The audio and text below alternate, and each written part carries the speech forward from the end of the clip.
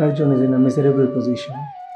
That is not the position of Arjun, the person. That is the situation of entire mankind. That is the conflict that we all face daily, every day. So first of all, it is not about Arjun and Krishna.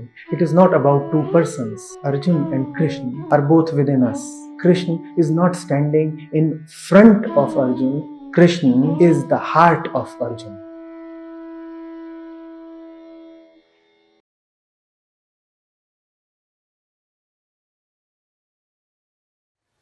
Ashtavakra Gita, chapter 17,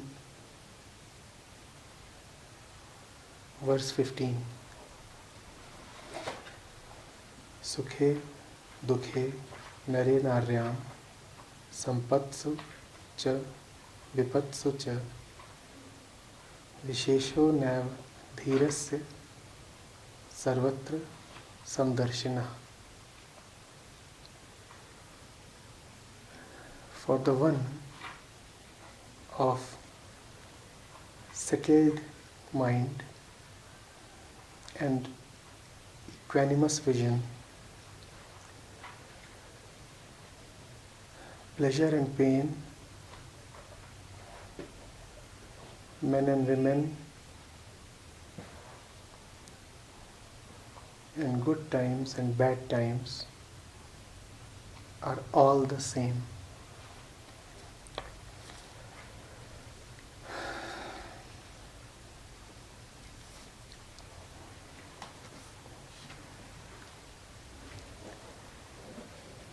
For the one of still mind, sthit pragya. For the one of equanimous vision, samdarshi. There is no difference between pleasure and pain, man and woman, and good luck and bad luck, circumstantial happiness and circumstantial sadness. What is meant by one of still mind? What is equanimity?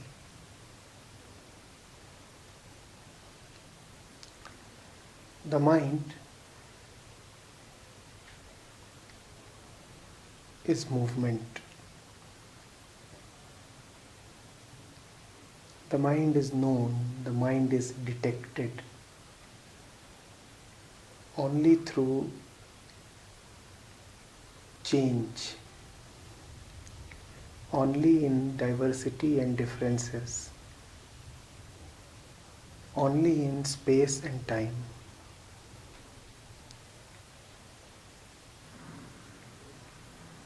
Hither and thither the mind wanders. Object upon object keep appearing in it.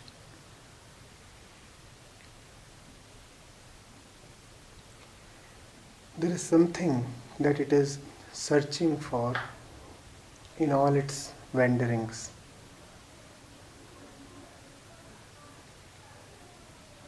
That which it is searching for, it tries to find in the entire world around itself.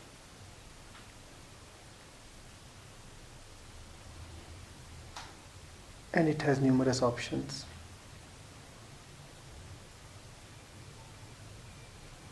The world means an infinite variety of objects to be hopeful of, to choose from, to depend upon. But why this need to travel here and there? Why this continuous movement? This continuous movement is because no object succeeds in providing that fulfillment to the mind which it is desperately seeking.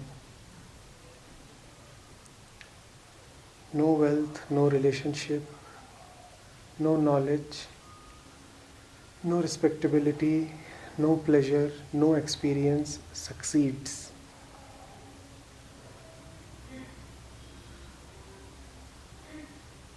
People, thoughts, ideas, places, experiences come and go, and the mind is left again to contend with its primal thirst.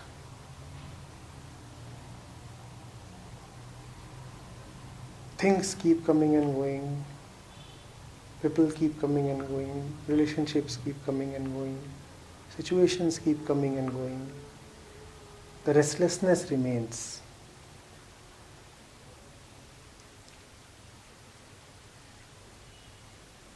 The more the mind is restless, the more it finds it natural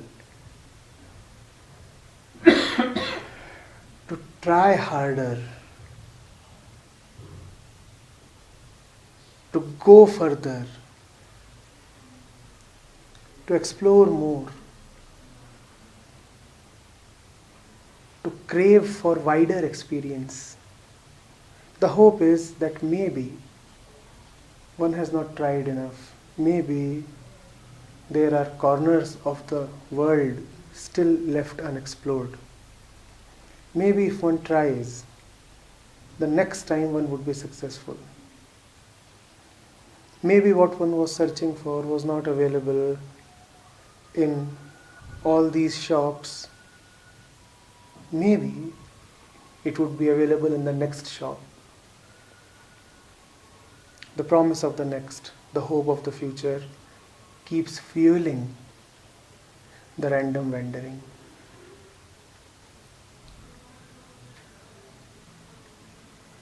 That the mind finds logical, habitual.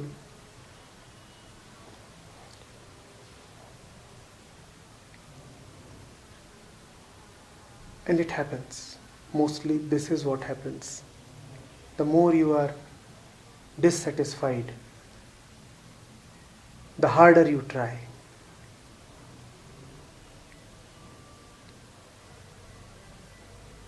But causelessly, reasonlessly, just from nowhere, a different happening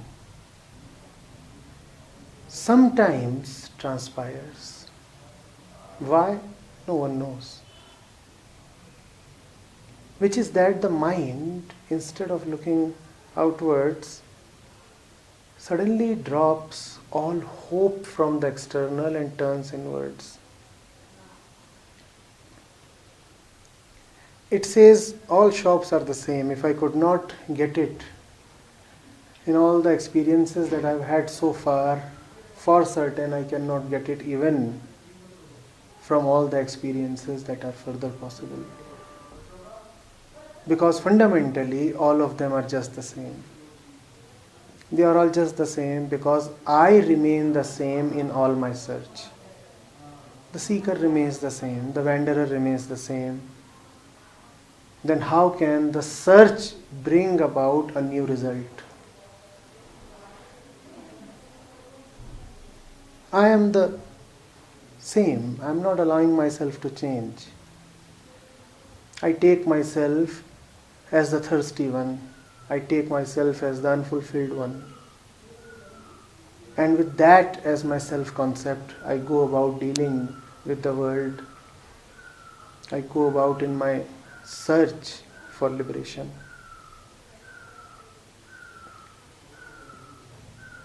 It is not a very natural realization. As we look around at the world, at the crowds, we do not see it happening very often.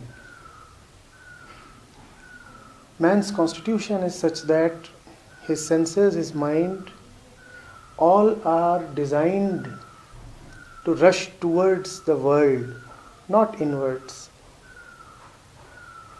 The eye is hardly interested in trying to see what powers its vision. The ear is hardly interested in listening to the one who listens behind the ear. So it's a rare thing, but it does happen. There is a particular quality of the mind, there is a particular mind that turns inwards. It says, no,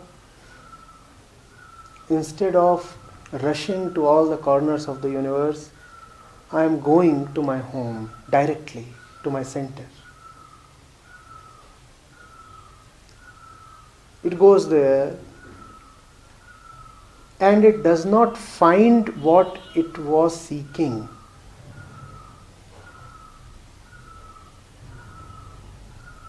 It does not gain what it was searching for. But the one who was seeking, the one who was searching is lost. The object which was the purpose of the search is not obtained because the search really was not for an object. Instead, the searcher and the seeker, they get dissolved. The inner movement is not a movement of accumulation. It is an event of dissolution. You understand the futility of your ways and you understand that your ways will continue to be the same till you are the same. You understand that even if you try 1,000 other ways, you are the one who would be traveling and hence no way would lead you anywhere. The traveler is the same. What is the point in trying 1,000 new roads? The traveler is carrying his restlessness within him. How can a change of road be helpful? How can a change of environment, a change of relationship, a change of teacher, a change of place, country, how can any external change be successful when the sick one is being maintained, preserved, furthered? One is carrying some sickness in his heart. How will it help to change the clothes? In fact, the more one looks at changing clothes, the more one is deceiving himself and aggravating his disease. It rarely happens that this dawns upon the mind, but sometimes it does happen. And then the mover is gone. The one who expected a lot from the movement is gone, in the sense that the expectation is gone. Such a mind is called as the sthit prajna, the one of the settled mind. What does that mean? Does this mind harbor no thoughts? Does this mind see no movement? Does this mind experience no change of moods? Does this mind remain in the same state continuously? No, none of these. Changes are experienced just as they were experienced earlier. It is just that now, from the change in experience, you are not expecting something essential. You know that whatever changes will continue to change. It is transient. It cannot really lead you anywhere. So in the middle of all change, you are now unchangeable. In the middle of all movement, you are now immovable. And since you are at a point of non-movement, sthit pragya, so all change is now enjoyable. Change is now neither pleasurable nor horrible, simply enjoyable. You are where you must be. Now you are not expecting something new to take you anywhere else. You are already fulfilled. You are not expecting that the next house, the next job, the next visit, the next wife will give you something extraordinary. In your ordinariness, you are now very close to the extraordinary. That is the sthit pragya, the unchanging one. The unchanging one who neither accepts change nor resists it, who is neither a seeker of pleasure nor afraid of pain, who neither despises pleasure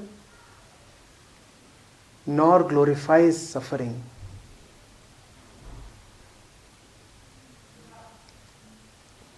Pleasure, he lets come to him. Pain, he lets come to him. And when he meets them equally, they both pass through him without leaving a trace behind. He has no ideals.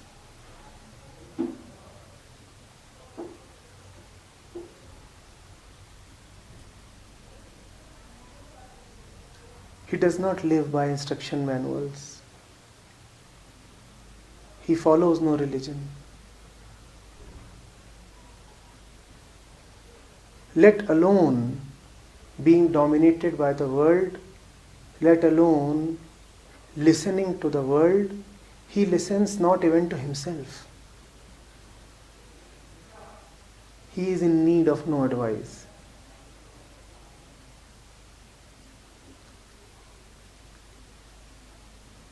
No opinions mean anything to him, neither others nor his own. In the middle of all opinions, he is opinion free. That is the sthit pragya.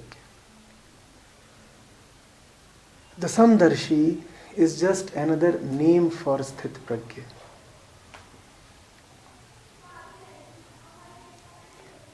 Often the word samdarshi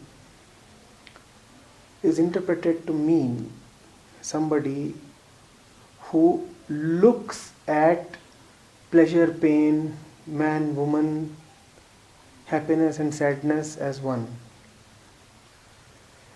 No, there is a subtle difference. It must be understood. The samdarshi, the equanimous one, does not look upon pleasure and pain as one. He looks at pleasure as pleasure. He looks at pain as pain. He lives in facts. He feels no need to impose a borrowed meaning upon the happening. Pleasure is pleasure. Pain is pain. Day is day. Night is night. He will not say day is night and night is day. He will not say hot is cold and cold is hot. Hot is hot and cold is cold. Then what is this equanimity? What does it mean by seeing these as one? No. It is not about seeing the objects as one. Samdarshita is not about seeing different objects as one, pairs of opposites as one. Instead, It is about remaining the same one in presence of the differences. You remain one even as the world keeps changing. You are one in face of pleasure, and you are one in face of pain. You are one when the world praises you, and you are one when the world ridicules you. Something within you is just not being affected. Something within you just refuses to take notice, be dominated, be stained, be obfuscated. Are you getting this? There is a great difference. If you are told that pleasure and pain are to be taken as one, that is a kind of deadness. A corpse feels no difference between day and night. To be equanimous does not mean that you have become indifferent. No. In fact, now you are highly sensitive, highly alert. Now you have no compulsion to extrapolate meanings upon happenings. Now you can call clarity as clarity and deception as deception. Now you can call black as black and white as white. And in calling black as black, you do not let your heart become black. And in calling white as white, you do not let the white color your inner place. Black is black and white is white. And who am I? Well, none of these. Had I been white, I could not have perceived white. Had I been black, I could not have perceived black. Which color am I? Well, probably colorless. Well, probably all colors. I do not bother to answer.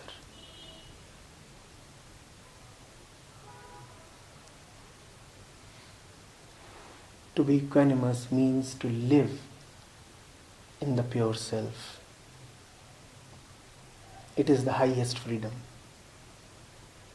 If you do not have that, then you will just find yourself a slave of circumstances. The winds will blow one way and you will be carried that way.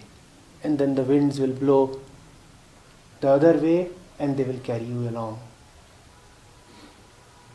You will have no inner locus. You will have no inner master. World, institutions, education, media, corporations, family, relationships. You will not even come to know when and how they gained possession of you. You will not even be conscious that you have just become a conditioned machine. Equanimity is the answer of the freedom within you to all the attacks of slavery upon you.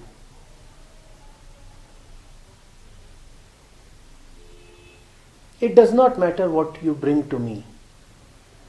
It can never mean anything to me beyond a point. You can bring the highest pleasures to me. Well, you bring happiness to me, I will be happy. But there is something in me which has no need to be happy. It is already in full contentment. You bring pain upon me. Maybe I'll cry. But there is something in me which is so perfect that it cannot lose anything and hence it cannot cry.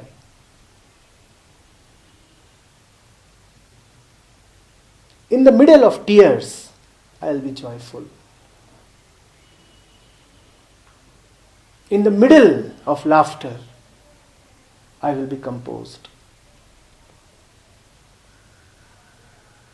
This is equanimity. Equanimity does not mean that man and woman become one for you. How is it possible? It is quite stupid. If you have physically healthy eyes, they will be able to make out the difference between a male figure and a female figure, a male voice and a female voice. It only means that all the pairs of opposites remain what they are. From the man, you have no hope of support or strength because you already have it within you. From the woman, you have no hope of company or fulfillment because you are already in contentment. And it is in this sense that man and woman both are now one to you. Now you can be fully with the man because you are not burdening the man with your expectations.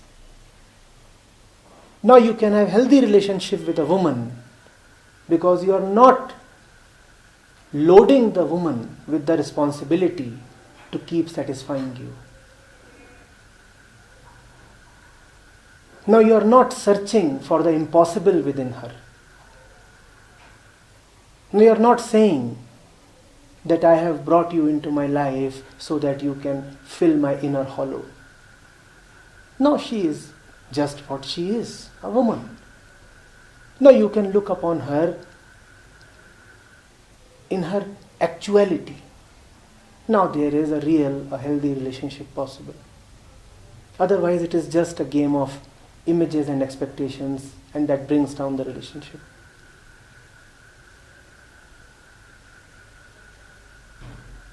Yes? Well, we talk about all the philosophy, like we've been hearing this since childhood, talking about all the ideal things which should be. Yes. And people talk about this, and there are many people talking about this, many books talking about this, many scriptures talking about this. So what I want to ask is, this happening which you're talking about, is it a personal journey, or someone like you will hold the hand and will guide us somewhere where this happening will occur? So, none of these. First of all, please drop the notion that you have ever heard about it.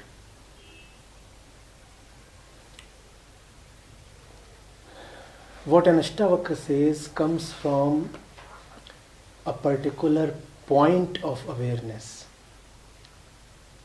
Those words are then given and get circulated amongst the masses.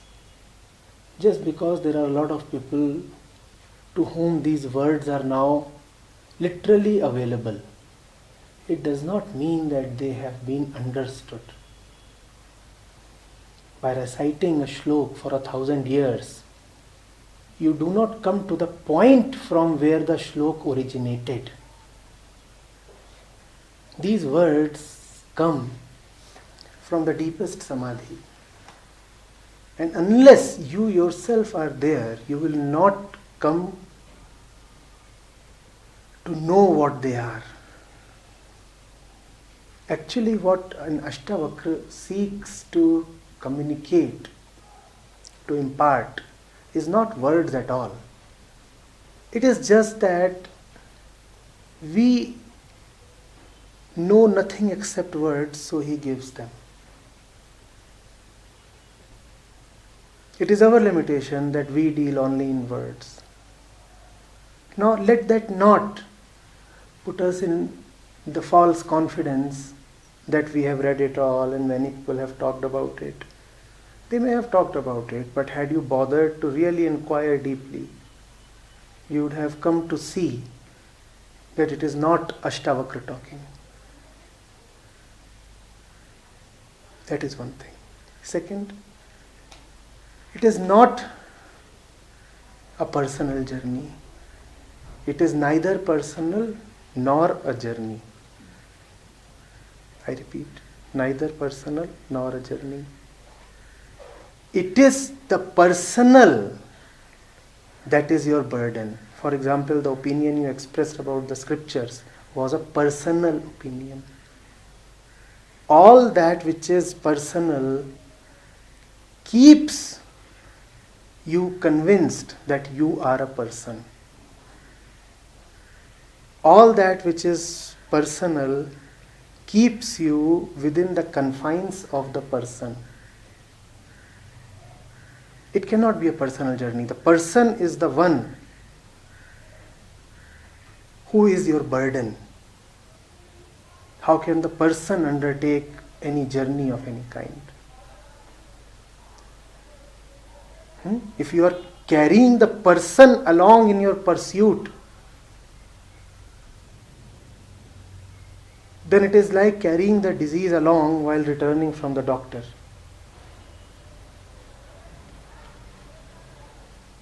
Then the question of journey. The person likes to believe that he is strayed or lost or away from home. So he conceptualizes a journey. He says, that's where I want to reach and I am at some distance from there, so I need a road, a journey, a method and all that. The person lives in the idea of separation. The idea of separation is absolutely necessary for the person, the ego, to survive.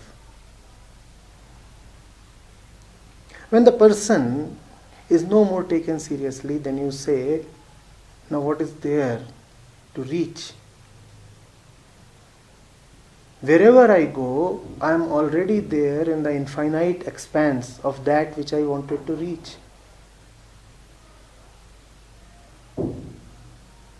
Sitting on this seat, I was so busy looking around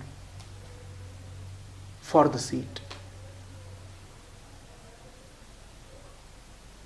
And I was thinking, maybe there, that's where the seat can be found. Maybe that's where the seat can be found. Maybe there, maybe there, maybe there.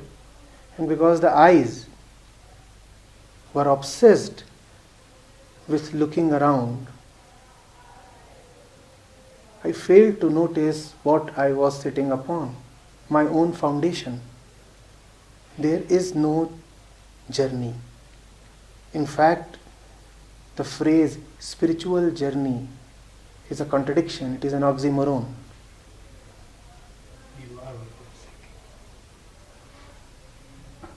There can be 1,000 kinds of worldly journeys.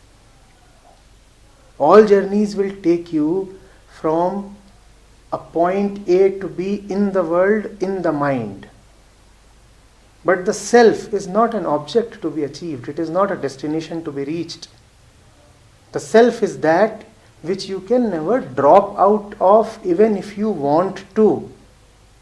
Even when you are feeling that you have lost it totally, you still have it. Even when you are feeling that you are very far away, you are still in it. The bird can fly to any place in the sky. It can be close or away from one particular tree, another tree. But can it at any point be away from the sky? The mistake that one makes is to think of the self as a tree, as a destination, as an object. And that is because of all that which one has read, heard, and many other things. We talk of God in this way, don't we? God realization, coming to enlightenment, progressing in sadhana. These are the kinds of phrases that we use. And they make us convinced that I, the person, will one day reach enlightenment, the object. Neither are you a person nor is enlightenment an object, and hence this kind of reaching is just an illusion. So what I understand is you're saying that shedding the notion of journey and the personal, Yes. and something called spiritual journey, Yes. and understanding that yourself, you're right now here. So what I understand is when we talk about this, we are again talking about it. We are again asked to believe it, and you're not telling me how. You see, I am asking you to see that you already believe in something. I am not your enemy to give one more belief to you. You already believe in too much. Is it not a belief to think that a method is needed? How implies a method, a journey? Again, how implies a process? Have I already not talked about the distance being an illusion? If the distance is an illusion, then the question, how to travel the distance, is it meaningful anymore? You are asking me how to sit on this seat. How? What answer can be there? I am already there. Now how to? That's what I have forgotten, I don't realize. You haven't forgotten anything. You just know a little too much. You need to forget. You haven't forgotten. You look a little confounded right now. Were you confused when you were sleeping? Don't you see that when you wake up, it is all this accumulated spiritual knowledge that comes back to confuse you? In your sleep, you are very peaceful because you are free of all this knowledge. You haven't forgotten. You need to forget this knowledge. How to forget? How do you remember? It's being fed to me since childhood. So why do you keep accepting it? Because that's how I've been conditioned. No, you keep accepting it because you feel the need to accept it. Take a very direct example. You have been awake probably since this morning. Do you remember everything that has happened since the morning? Almost. Everything. If I ask you what happened at 9:23 a.m., will you be able to answer? If you go deeply into it, you will find that you remember not even 1% of every single event that has happened since this morning.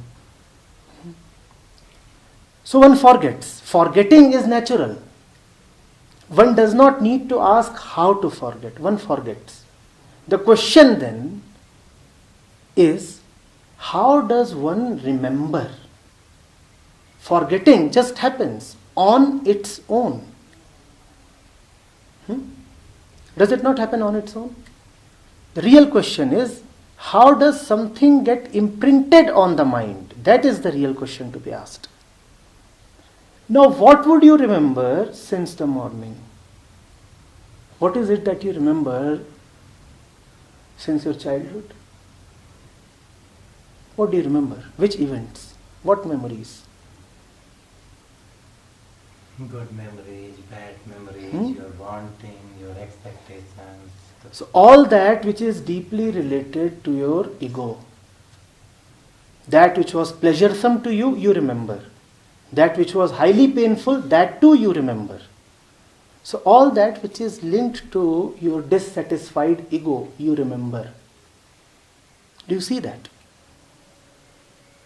If you remember all those things that have been fed into you, it is not because they were fed into you, but because you maintained a belief that you needed to be fed. Otherwise, you wouldn't have remembered them. They would have come to you and then passed through you. They wouldn't have become settled upon you like a layer of dust.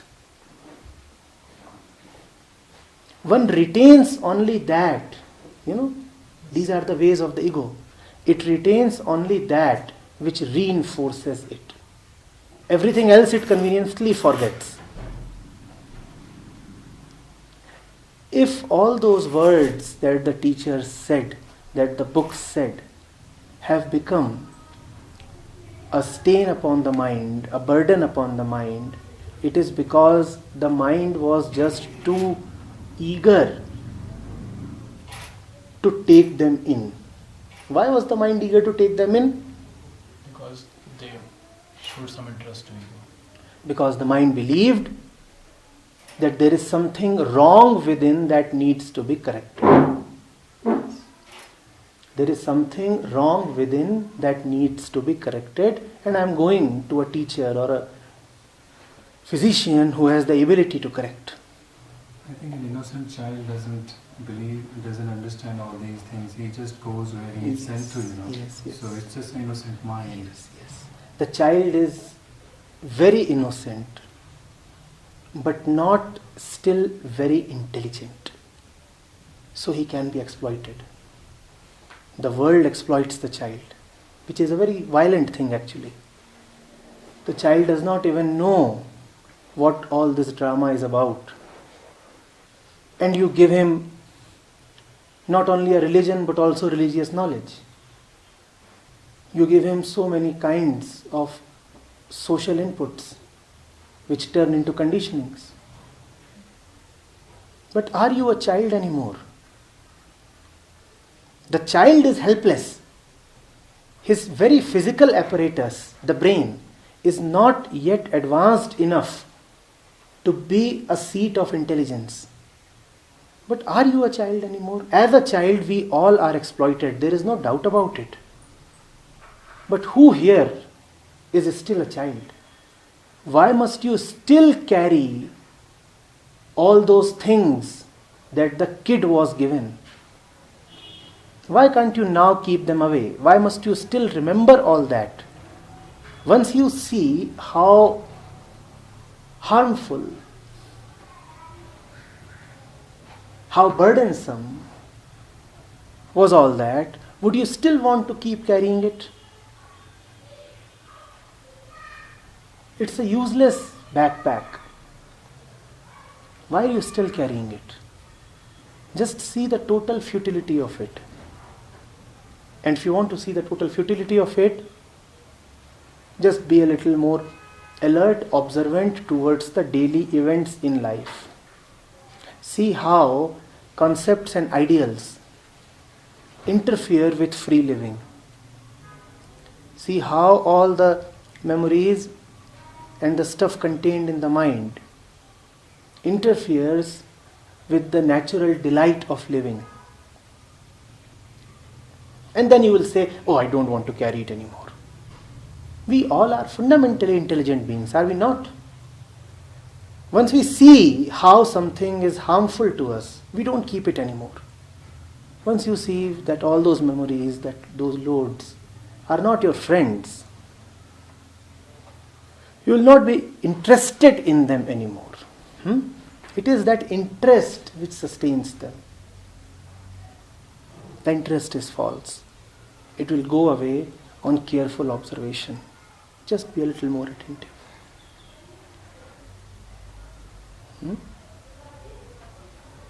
Yes. It was beautiful to listen you, sir. You very rightly said that mind has a tendency to keep on wandering. And it has a hope that one day, I will be happy. Then you say that sometime it happens. No one's knows. That it turns within. Yes. And it dissolves. It's very rightly written. Buddha didn't attain enlightenment. Buddha dissolved. That is unknown. No one's knows. Even if I see that all my endeavor of running and chasing the world is futile. It's my mistake. It's my false belief. These things don't go away. Still we run. It's like we know, but we don't have a wisdom. So that is, a rare event. You have said yourself that it is rare. It is rare, yes. Very rare. It's not in our hand that if I say that be a child, forget, don't remember these questions, because sometimes remembering is also tough. That I am whole and complete now, and forgetting is also very tough. Forgetting is natural, but to forget our pains, ourself, our mistake, it's hardwired. It's not that easy. So I'm more interested in asking you this rare event, because if you are talking, it has happened to you. Otherwise, you wouldn't have talked. And again, you said be more alert, more aware. Yet, even at 9:23, what you did, you don't remember. You don't bother to remember. If that event happened, it has no need to remember. So if I ask you what is that rare event that one day it dissolved, it's very easy to say. If dissolved, then you say that enlightenment is to be shamelessly unenlightened. But before that, it's a burden, it's a suffering. You are changing, you are unsatisfied, yet you are running for that. So what is that event when you dissolve? And it's not one can say it's easy, because many lives, many people, whole of their life they are trying to be dissolved. So no one's no, I do agree. But yet if I say that you are trying, you are putting your effort, it's written, it's a rigorous life education to bring intelligence and innocence. Do you think so you will succeed to bring that rare event? Or it's just a grace many times people say? If it is easy, it is always easy in relation to something. What is easy for the grown-up may be very difficult for the child. If it is difficult, it is again in relation to something.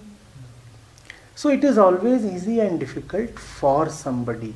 So when you say it is easy, when you say it is difficult, you are expressing a belief in the one with whom, in the context of whom you are saying all this. You are saying easy for me, or difficult for me, or easy for mankind, or difficult for mankind.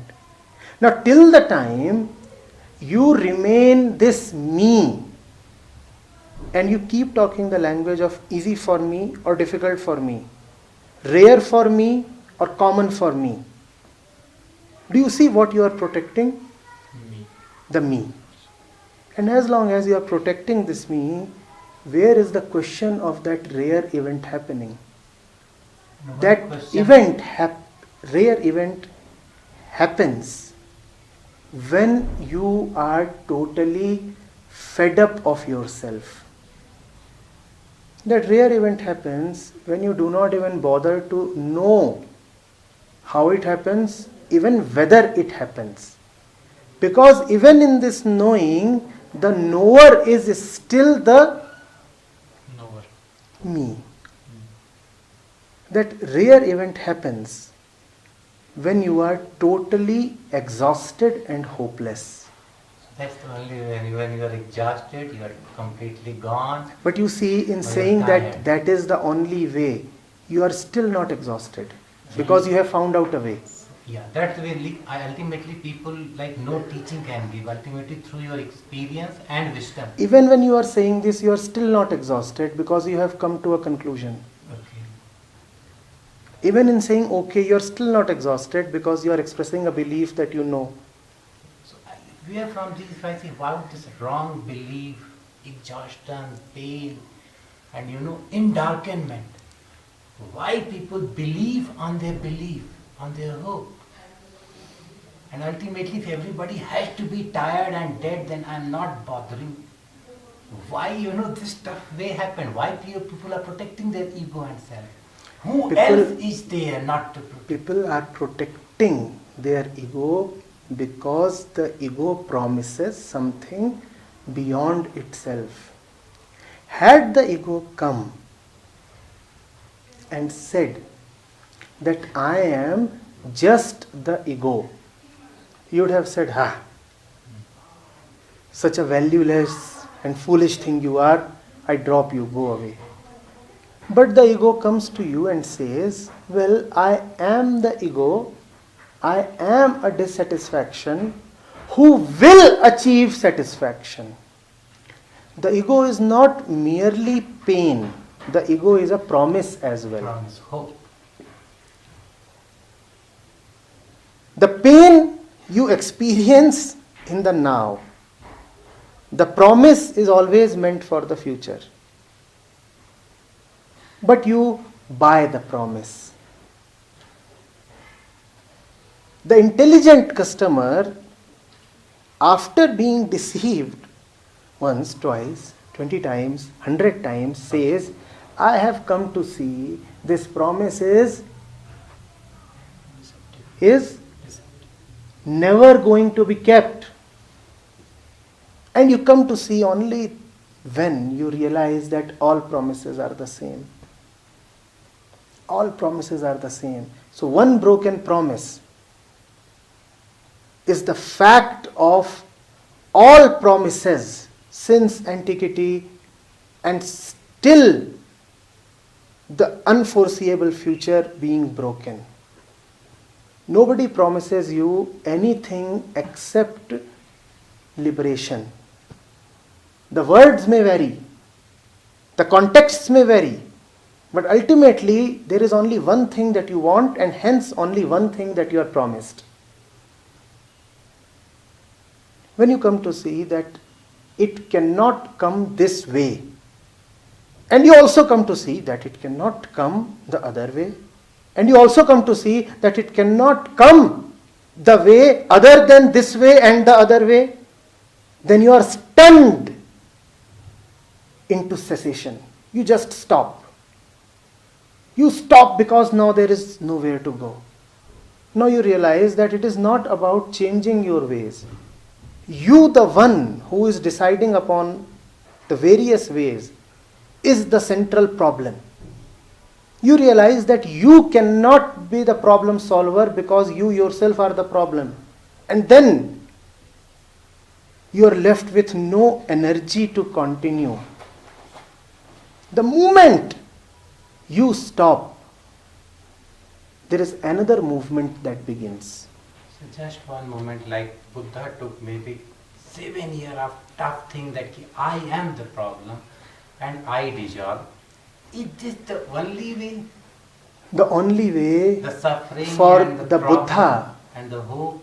was to look at himself. If you are Anil, the Buddha was not talking about Anil. The Buddha was looking at his own life. He took decisions related to his own life. And those were decisions in which he paid the highest price. He said, I am leaving the kingdom, I am leaving the wife, I am leaving the kid. That is why he was the Buddha. He was not merely talking about others. He was looking at his life and taking courageous decisions. He was doing whatever occurred to him as the most truthful. So the only way for you is to not look here and there, not look at him, not look at him, not look even at the Buddha. Not even at you also. No, but to look only at yourself. Even in this moment, how your mind is moving, how it is coming up with words, sentences, arguments. What is it that is talking? From which center am I operating? And when you see that that center which is in operation will forever continue to be a center of dissatisfaction, then you say, what is the point? I anyway remain dissatisfied. What is the point? I may talk of the Buddha, but I'll remain what I am. I will keep talking of the Buddha, and in talking of the Buddha, I am ensuring that I remain what I am. And Buddha remains a distant figure. What do we know of the Buddha? We do not know of our own lives. But it is a nice escape to talk of the beyond. Turn within. Look at how you live. Look at your relationship with your neighbor. Look at your relationship with your car, your driver. Look at how you feel when you look at your bank statement. Look at how you deal with your wife and your kids. Look at all these daily events of the life. In this, People doing the same thing what you are saying, they are looking within, yet they can't see it. Because that's the way it's strong, disillusion is. do you know what it strong. means to look within? Yeah, that's I've written. What does looking within mean? It means that I am no more talking of not seeing, because to look within is to immediately see. These two are not separate events. And if I am not seeing, it is because I am determined to not to see. And why we do so, not determined to see and go Because- chasing for suffering? Because there exists something called stupidity. Okay. And from where does stupidity come from within? It comes from a fierce resistance to the truth in the hope of reaching the truth. And why we are resisting the Because you truth love in the the truth. hope of reaching the truth? Because you love the truth a lot. And why we do so? Because you are the truth. We are- Because you are the truth, you love the truth a lot. And then we resist the truth. We have You hope resist of the it. truth because the truth in its formlessness is not the same as what you, the form, conceptualizes it to be. So even as you search for the truth, still you resist it because the truth does not conform to your fancies and ideals. Yes, this is stupidity. Of That's course. again the same- Of same course. way. Unenlightened. Of course. Thank you, sir. You see, you want something. You really and deeply want something. You have only a faint vision of what you want. Really. But the mind is such that it wants to imagine. It wants to fill in colors even in a hazy picture. So even as you search for truth and peace and joy and love, you search for them with definite ideas. You say enlightenment must look like this. Truth must talk like this. Love must behave like this. The result is, when love comes to you, you reject it. You are desperately looking for love, but you are looking for a particular kind of love. A kind that satisfies your ideals.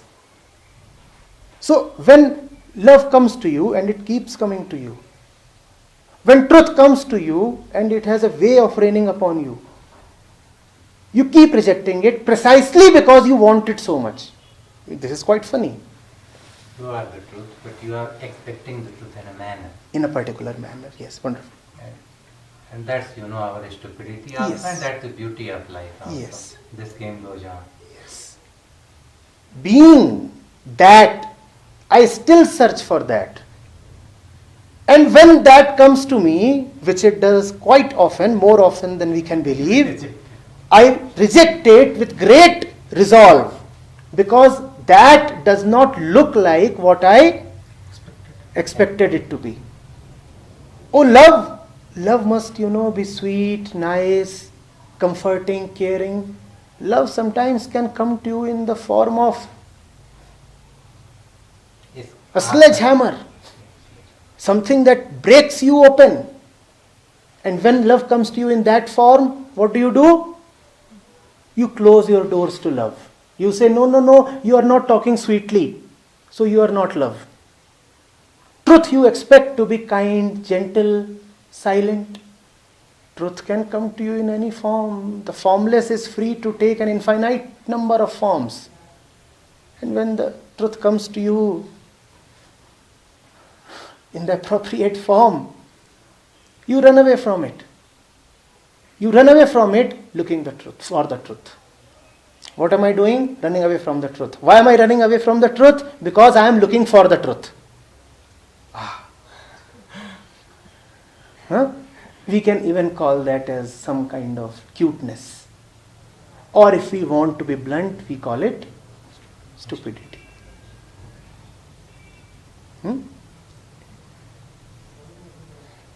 Nobody wants anything except these basics: freedom, love, truth, relaxation. But do you see that in wanting these simple basics, how we complicate life? You want the simple through complication. Now that is very wise. You run. Or is it? Stop. You run very hard to stop. But it's rare that then you never stops. It's rare, you deserve. If I keep repeating that it is rare, am I not convincing myself that it cannot happen with me?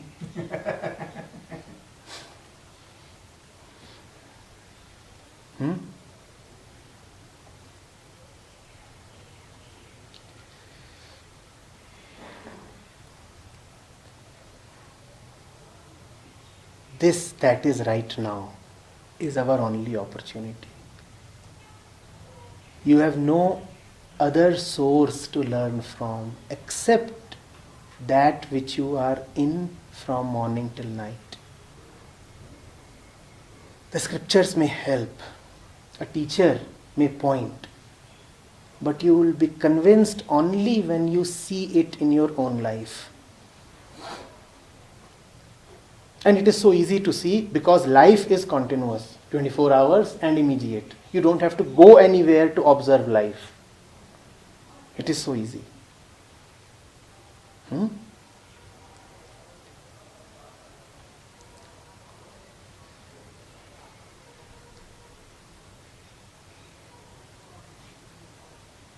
Yes.